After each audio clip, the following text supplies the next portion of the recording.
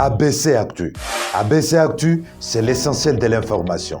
ABC Actu, c'est la politique, l'économie, le social, la culture, la religion, la science, la technologie, le développement et les divers. ABC Actu, l'essentiel de l'information pour vous, FM Prêt.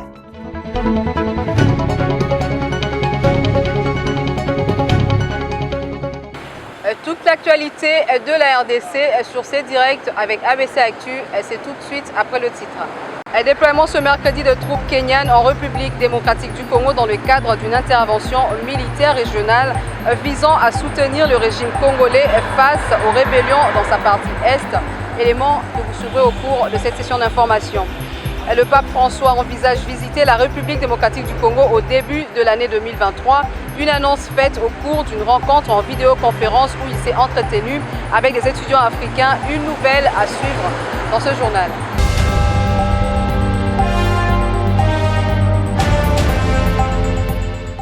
Bonsoir et bienvenue à tous. En tant que voisin, le destin de la RDC est lié au nôtre. Ce sont les mots de William Ruto, président du Kenya, pour annoncer les déploiements en République démocratique du Congo de troupes dans le cadre d'une intervention militaire visant à soutenir le régime congolais face aux rébellions actives dans sa partie Est. Le destin de la République démocratique du Congo est lié au nôtre. C'est en ces termes que s'exprime William Ruto, président du Kenya, en remettant l'étendard au contingent kenyan de la force régionale devant se rendre en intervention dans la partie est de la RDC menacée par de rébellions actives. Nous ne permettrons pas aux groupes armés, aux criminels et aux terroristes de nous priver de notre prospérité commune, a-t-il ajouté dans son speech. Dans un communiqué rendu public mardi 1er novembre, l'on pouvait lire que des troupes kenyanes seraient déployées en RDC dans le cadre de la force régionale pour prêter main forte à l'armée congolaise. Ces déploiements fait suite à une décision approuvée et adoptée par le dirigeant régionaux lors du 3e conclave de chefs d'État de l'EAC sur la paix et la sécurité dans l'Est de la RDC qui s'est tenu à Nairobi en juin 2022. Au cours de ces conclaves, il était convenu d'avoir une force de la région pour étouffer la flambée de violence et imposer la paix. De cet accord, l'on peut citer les forces burundaises qui œuvrent déjà au Sud Kivu dans la zone de responsabilité du secteur opérationnel Sokola 2. Quant aux forces kenyanes, Félix Tshisekedi avait dans une interview accordée aux médias français le 19 septembre dernier annoncé qu'il n'était que question de jours pour le voir intervenir en RDC. Il faut souligner que l'accord de la communauté de l'Afrique de l'Est a été signé à Kinshasa le 22 septembre dernier entre experts et délégués de 7 pays membres. La RDC avait récusé la participation du Rwanda dans cette force régionale à cause de son soutien avéré aux terroristes du M23.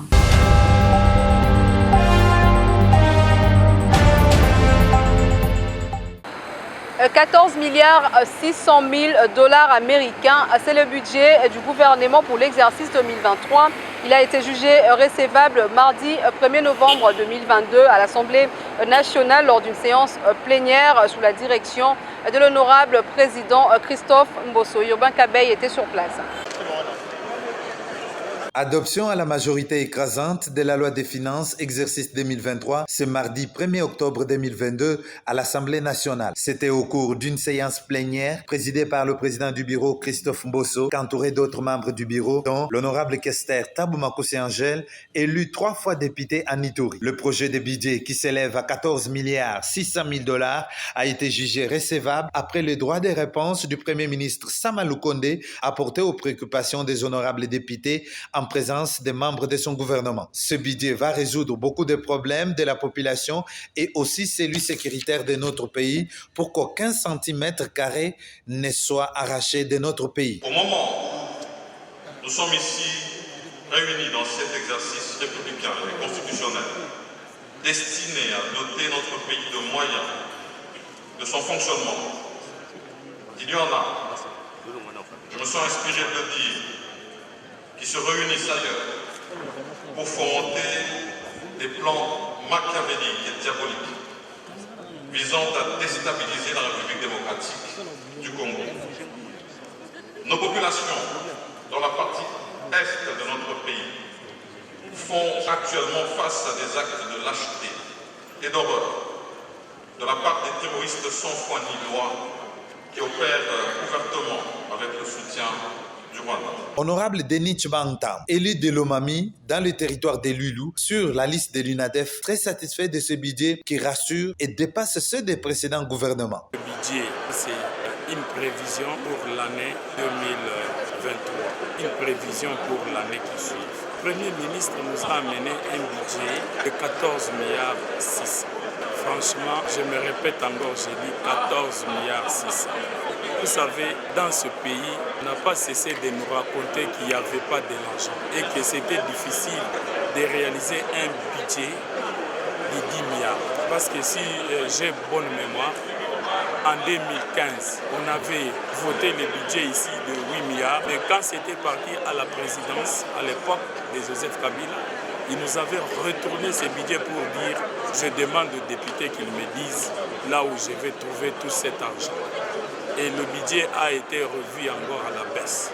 Mais aujourd'hui, avec le régime actuel, le budget est en train de monter chaque année. Moi, je suis en train de constater que d'ici 5 ans encore, si jamais nous accordons un deuxième mandat au président de la République, ce budget d'ici 2030 peut frôler les 50 milliards. Et je crois bien que ça sera un décollage pour ce pays. Donc, nous félicitons Circé, le gouvernement de Warrior et le président de la République parce que nous sentons la volonté de chercher les moyens pour qu'on ait le budget consistant, pour que le panier de la ménagère aussi s'améliore, pour que la vie des Congolais s'améliore. Et vraiment, c'est resté quelque chose à féliciter. Rappelons ici que la commission ECOFIN a 15 jours toilettage en harmonie avec les membres du gouvernement.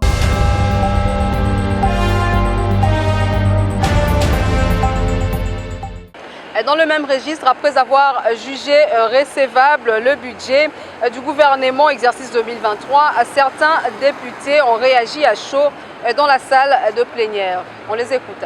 Après la recevabilité de ce projet de budget exercice 2023, quelques députés se sont exprimés. Pour Honorable Germain Mutombo, élu de Ngandajika dans la Lomami, il est satisfait pour ce budget car le social de la population occupe une bonne part. Mais vous savez que sur ce point-là, j'ai trouvé qu'il y a certaines choses qui ne m'ont pas vraiment convaincu.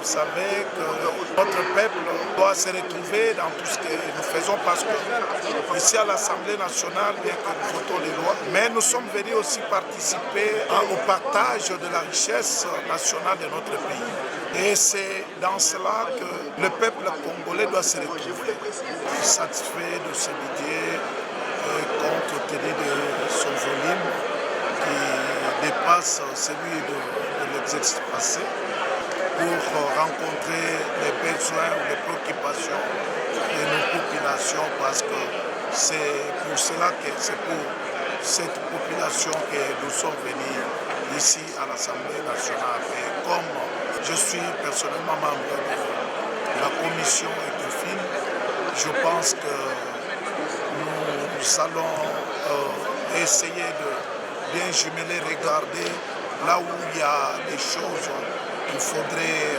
corriger pour les corriger ensemble avec les membres du gouvernement afin que le peuple puisse réellement se retrouver dans ces budgets. De son côté, Honorable Nadine Mangaboulouabeya, élu de Mbujimaï au Kasaï oriental sur la liste de l'IDPS, se frotte les mains comme l'AMIBA se retrouve avec 20 millions de dollars américains pour sa relève et c'est là suite à ses plaidoyers. Je suis très ravie parce que l'allocution du Premier ministre a rencontré mon désir et le combat qu'on a depuis le début de cette législature pour voir notre société qui était déjà presque en faillite être relevé. Il a aussi fait allusion à son passage en Mbujimaï où il a senti que la population tout entière ne clamait et chantait que par la relève de l'AMIBA. Alors voir dans ce budget qu'il a exposé un montant de 20 millions, bien que c'est peu, être retenu pour la relève de l'AMIBA, pour moi en tant qu'élu de ce coin, ça me fait déjà de la joie et je sais que ça peut venir quand même donner un coup de souffle, un bouée de sauvetage à cette société qui connaît d'énormes difficultés avec des machines déjà presque usées et pas vraiment de moyens pour le fonctionnement normal. Honorable Odiane Douné Paulin, au cadre des Ensemble pour la République, élu d'Issiro dans le Haut-Ouélé, félicite le gouvernement pour avoir osé et veut que ce budget soit réaliste. Nous tenons d'abord à remercier le Premier ministre et son gouvernement pour ces projets de loi de finances qui s'élèvent à plus ou moins 14 milliards de dollars américains. Notre souci majeur est que ce budget soit un budget réaliste, c'est-à-dire ici un budget qui va aider notre peuple à sortir de la souffrance dans laquelle elle est plongée. Nous voulons que ce budget puisse aider nos provinces respectives, parce que vous savez, chez moi dans la province du Haut-Ouélé, comme je l'ai souligné la fois dernière, il n'y a pas de route. Si ce budget peut résoudre ces problèmes, je serai très content. Les problèmes de route, les problèmes de l'eau, vous savez, la régie des eaux chez moi ne couvre pas toute la ville. Les fonctionnaires de l'État qui sont non mécanisés jusqu'à ce jour, nous allons dire tout simplement bravo au gouvernement.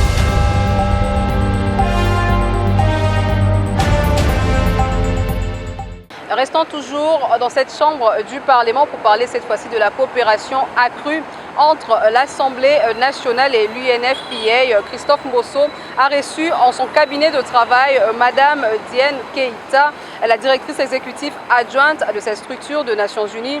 La question humanitaire de la population congolaise était au menu. Le président de l'Assemblée nationale, Christophe Mbosso Kodia, a reçu en audience ce mardi 1er novembre Madame Diène Keïta, sous-secrétaire générale des Nations Unies et directrice exécutive adjointe du Fonds des Nations Unies pour la population. Au menu d'échange, la situation humanitaire de la population de la RDC et la place de la RDC dans la politique régionale et internationale. Au sorti de l'audience, Madame Keïta s'est exprimée en ces termes. Nous avons parlé de l'état du développement du pays, mais aussi de l'état humanitaire et aussi des questions politiques et de crise. Il a, avec toute sa sagesse, écouté nos propos pour les questions de développement, les questions de recensement et de l'habitat de la population, les lois qui sont en instance à approuver et également tout ce qui peut être fait aussi pour les indicateurs macroéconomiques qui sont très bien. Et ensuite, nous avons parlé des questions humanitaires et de la crise qui se passe dans l'Est aussi, et des problèmes humanitaires pressants. Et enfin, de la politique régionale, nationale et internationale, et la place de la RDC. Nous avons eu des discussions extrêmement intéressantes avec lui, le coordonnateur et le vice-président, pour voir comment aujourd'hui la RDC, qui fait des efforts énormes pour son développement, puisse se situer encore mieux sur la scène internationale et mener la bataille qui se doit pour le développement, pour l'humanitaire et pour la paix et sécurité dans le pays. Il s'y est de noter que la délégation a été conduite par Ogi Kalonji, élu de la Tchangou, en sa qualité de président du réseau des jeunes parlementaires créé à l'Assemblée nationale par l'UNFPA.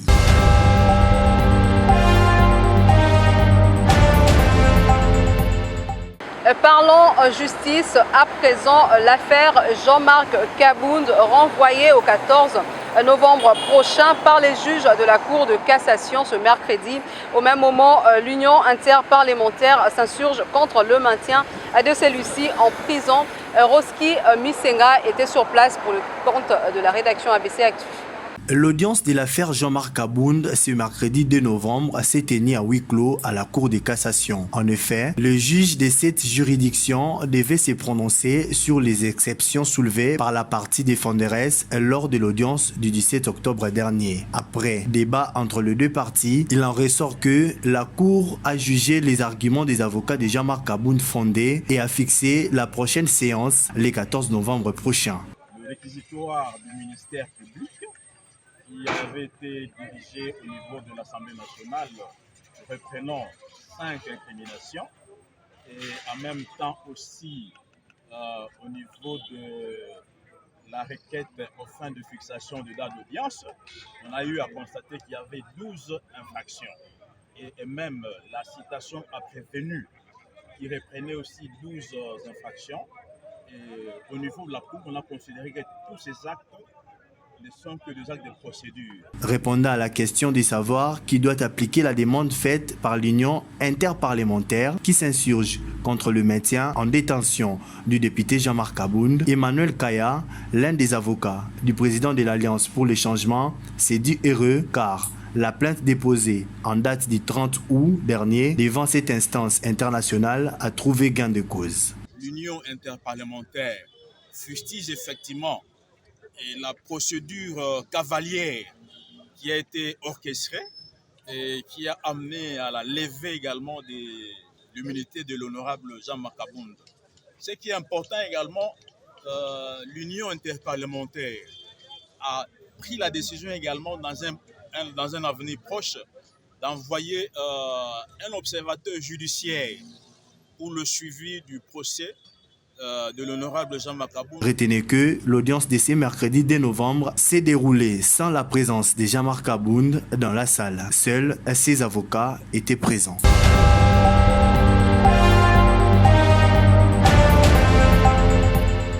Poursuivons avec cette information en bref, prévue en juillet dernier et annulée pour des raisons de santé et à la demande de médecins. La visite en RDC et au Soudan du Sud du pape François et des nouveaux d'actualité. Le souverain pontife confirme sa venue pour le mois de février 2023 dans un communiqué rendu public début novembre. Cette correspondance précise qu'il peut à nouveau marcher malgré l'utilisation d'une canne, mais cela ne pourrait pas empêcher son périple tel que prévu.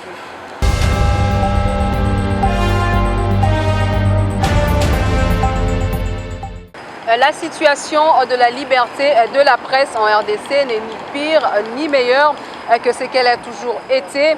Déclaration de l'ONG GED, journaliste en danger, dans son rapport annuel d'observation et d'analyse sur l'état de médias à l'occasion de la célébration ce 2 novembre de la journée internationale des luttes contre l'impunité de crimes commis contre les journalistes. Regardez.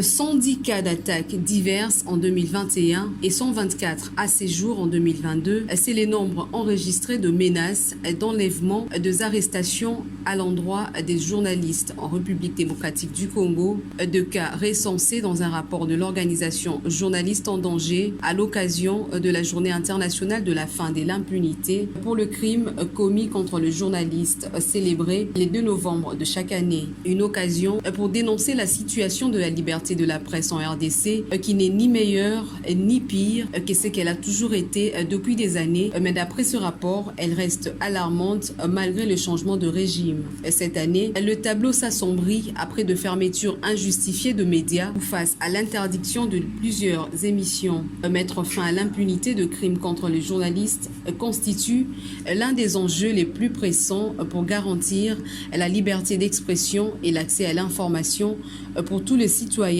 tant en RDC que dans le monde entier. Des enquêtes de l'UNESCO en 2021 ont révélé qu'entre les débuts de l'année 2016 et la fin de l'année 2020, 400 journalistes à travers le monde avaient été tués dans l'exercice du métier. 274 avaient été emprisonnés en 2020, des chiffres qui ne cessent d'évoluer au fil du temps.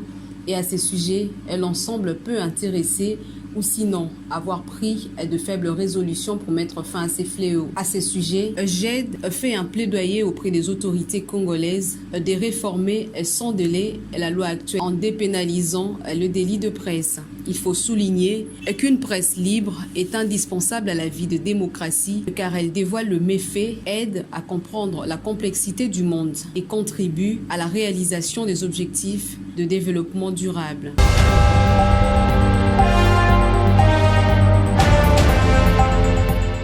Du prochain championnat d'Afrique de Nations qui se tiendra en début de l'année prochaine.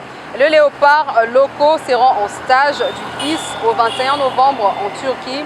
Ce mercredi 2 novembre, le sélectionneur principal des léopards APRIM a rendu public une liste de 41 joueurs qui effectueront ces déplacements. Et Franzila.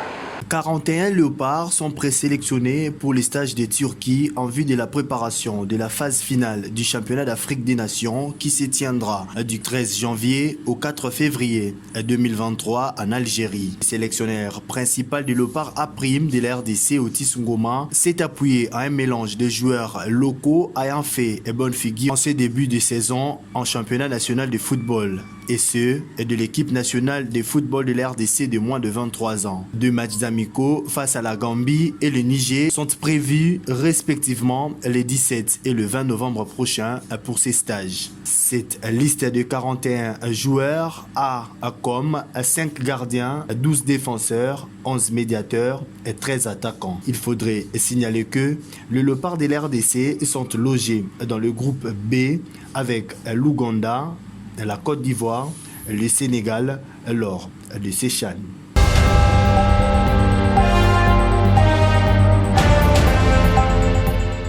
L'EFC Saint-Éloi Lupopo séjourne à Cotonou au Bénin pour affronter le club burkinabé de Rail Club de Kadiogo au match aller de barrage de la Coupe de Confédération africaine. Mercredi, lors de la séance de reconnaissance du terrain, mardi, l'équipe a reçu la visite surprise de son président Jacques Kiaboula Katoué. L'homme a motivé ses joueurs et veut offrir au Lumpa le cadeau de jouer la phase de groupe au stade Kibasa rénové. Regardez. C'est ici, au stade de l'amitié Général Mathieu Kérékou, que les Faucons du Rail Club Kadiogo accorderont leur hospitalité aux cheminots de Lupopo lors de la phase allée de la double confrontation du tour de cadrage de la Coupe de la Confédération. C'est ce qui explique cette traditionnelle et réglementaire séance de reconnaissance de l'ère de jeu ce mardi 1er novembre 2022. Mohamed Magasouba et ses hommes ont passé près d'1 heure sur cette pelouse naturelle de très grande qualité. Aussitôt après, ils avaient rendez-vous avec le président du club à leur luxueux hôtel de Cotonou. Le président Jacques Kiaboula Katoué a rendu visite aux joueurs pour leur apporter le soutien de tout un peuple. Le boss s'est réuni avec les joueurs et le staff en présence de la commissaire provinciale au sport, Pauline Igwabi, ainsi que plusieurs membres du club. Un discours motivant, boostant, encourageant et rassurant a caractérisé sa prise de parole face à la composante jaune et bleue, très attentive et très concentré. Nous venons pour la victoire et nous voudrions que demain nous puissions gagner le match. Et j'étais en train de dire le pourquoi de votre qualification. Je ne sais pas si vous avez le temps de consulter Facebook ou les réseaux sociaux. J'ai été voir les travaux, inspecter les travaux au stade Kibasa. Et j'ai vu comment les travaux évoluent. Nous avons commencé déjà à poser la pelouse et donc pratiquement dans 2 semaines, tous les travaux vont devoir se terminer. Et donc le match aller, vous le jouez au Bénin. Le match retour, vous n'allez pas le jouer à Lubumbashi, vous allez le jouer à Kinshasa. Mais dès que vous vous qualifiez au match retour, le prochain match, ça sera à Lubumbashi. Et si le match est joué à Lubumbashi, la joie que cela peut engendrer dans le chef de fans de Lupopo, vous ne pouvez pas vous imaginer, mais nous en tant que responsables, et nous sommes des producteurs de cette joie. Les joueurs et le staff ont apprécié le geste. S'ils étaient déjà conscients de leurs responsabilités, cette visite est une sorte de rappel. Lupopo endosse le maillot national en quelque sorte. Il devra agir en conséquence pour défendre les couleurs nationales. Jouer la phase de groupe de la Coupe de la Confédération au stade Kibasa Maliba-Nyuluk est un précieux cadeau que le président Jacques Kiaboula veut offrir aux férus du ballon rond.